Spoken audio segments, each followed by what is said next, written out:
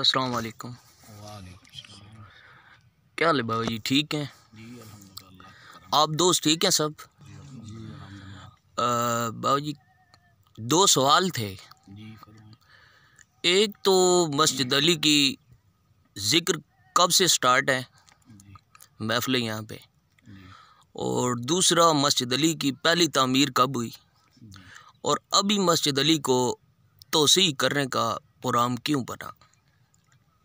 बिस्मिल्लाहिर्रहमानिर्रहीम। ये आपके बहुत ही अच्छे सवालात हैं कि मस्जिद अली के अंदर ज़िक्र कब शुरू हुआ, फिर इसकी पहली तामीर कब हुई, और इसके बाद यानी कि अब इसको दूसरी मरतबा तामीर करने का प्रोग्राम या ज़रूरत क्यों पेश आ गई।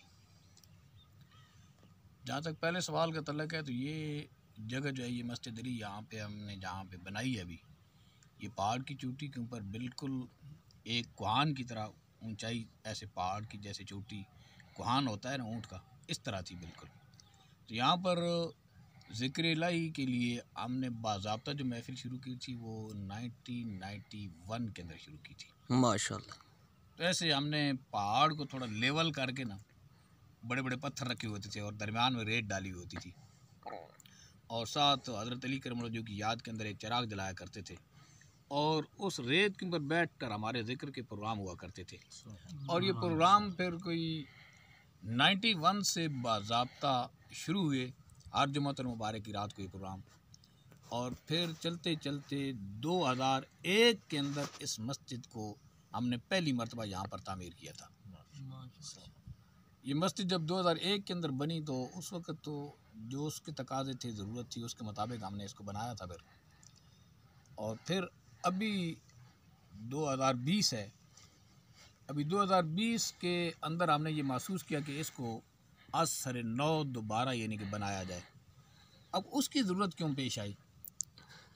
उसकी एक वजह यह है कि इसकी एक तो छत जो है वो डैमेज हो चुकी थी, और दूसरा जो अब मौजूदा हालात के तनाज़ुर में या उन तकाज़ों में देखा जाए, तो जो हमारी तादाद आती थी यहाँ ज़िक्र करने वालों की, उसके लिए ये जो मस्जिद की इमारत थी ये नाकाफ़ी थी। बिलखसूस सर्दियों के अंदर आपको पता है कि इस पहाड़ की चोटी के ऊपर बंदा बैठा हुआ होता हो, और रात को जब ठंडक पड़ती है तो ऐसे ओपन एरिया के अंदर बंदे का बैठना मुश्किल हो जाता है। तो चूँकि इमारत बनी हुई थी, लेकिन उसकी चौड़ाई और लंबाई जो थी वो हमारी मतलूबा मयार के मुताबिक अब इसलिए नहीं रही थी कि आए रोज़ यंग जनरेशन की तादाद बढ़ती चली जा रही थी। तो उस बढ़ती हुई तादाद के पेश नज़र जब हम ज़िक्र के लिए बैठते थे, तो जब बहुत ज़्यादा रश पड़ जाता था, तो लाज़मी बात है कि फिर इंतज़ामिया के बंदों को बाहर आना पड़ता था, और जो मेहमान बंदे आए हुए थे फिर उनको जगह देनी पड़ती थी, और काफ़ी तादाद में जो बाद में बंदे आते थे वो भी फिर बाहर खड़े हो जाते थे।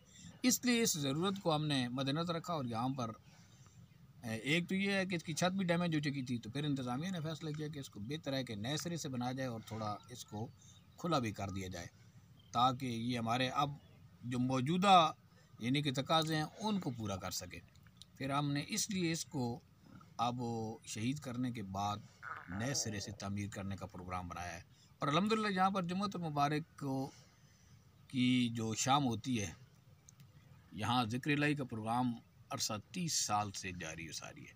और बड़ी अहम बात यह है कि यहाँ पर यानी कि कोई एक जुमा भी 1991 से लेकर अब 2020 तक कोई एक जुमा भी ऐसा नहीं है कि जो जुमा ये कहा जा सके कि फ़लाँ सन का, फ़लाँ महीने का, फ़लाँ जुमा जो है यहाँ ज़िक्र की महफ़िल नहीं हुई। अल्हम्दुलिल्लाह, यानी कि 1991 से लेकर 2020 तक हर जुमातुल मुबारक की शाम अल्लाह रब्बुल इज़्ज़त के ज़िक्र की यहाँ महफ़िल होती है, और माशाल्लाह। कसीर तादाद के अंदर नौजवान नस्ल आती है।